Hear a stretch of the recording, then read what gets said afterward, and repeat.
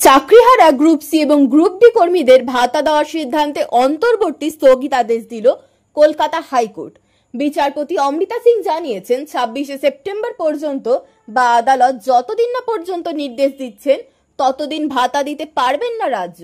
আদালত জানিয়েছেন 4 সপ্তাহের মধ্যে রাজ্যকে হলফনামা জমা দিতে হবে, আর 15 দিনের মধ্যে পাল্টা হলফনামা দেবেন মামলাকারীরা।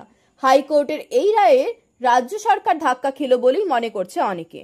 অন্য আরেকটি অংশের দাবি, আদালতের রায় আপাতত কয়েক কোটি টাকার আর্থিক বোঝা থেকে রেহাই দিল নবান্নকে।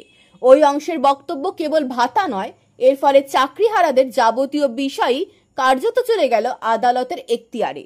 সেক্ষেত্রে চাকরিহারা গ্রুপ সি এবং গ্রুপ ডি কর্মীদের কাছে নিজেদের সদিচ্ছা এবং আইনি প্রতিবন্ধকতার বিষয়টি তুলে ধরতে পারে রাজ্য সরকার।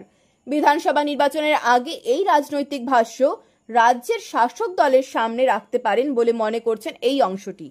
2026 সালে এসএসসি প্যানেলে থাকা 26,000 জনের চাকরি বাতিল করার নির্দেশ দেয় সুপ্রিম কোর্ট। এই 26,000 জনের মধ্যে রয়েছে গ্রুপ সি এবং গ্রুপ ডি কর্মীরাও। গত মে মাসে রাজ্য সরকার সিদ্ধান্ত নেয় যে চাকরিহারা গ্রুপ সি কর্মীদের প্রতি মাসে 25,000 এবং গ্রুপ ডি কর্মীদের 20,000 টাকা ভাতা দেওয়া হবে। ভাতা দেওয়ার সিদ্ধান্ত বিরোধিতা করে হাইকোর্টে মামলা দায়ের হয়।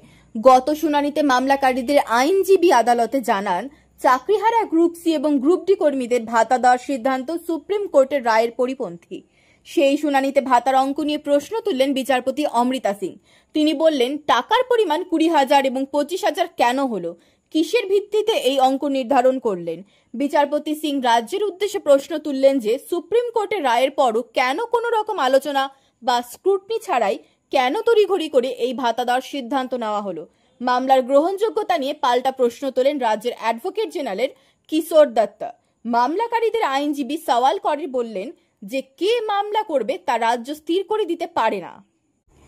গত শুক্রবার মামলার শুনানি শেষ হলেও রায়দান স্থগিত রেখেছিলেন বিচারপতি সিং। শুক্রবার সেই রায় ঘোষণা করলেন তিনি।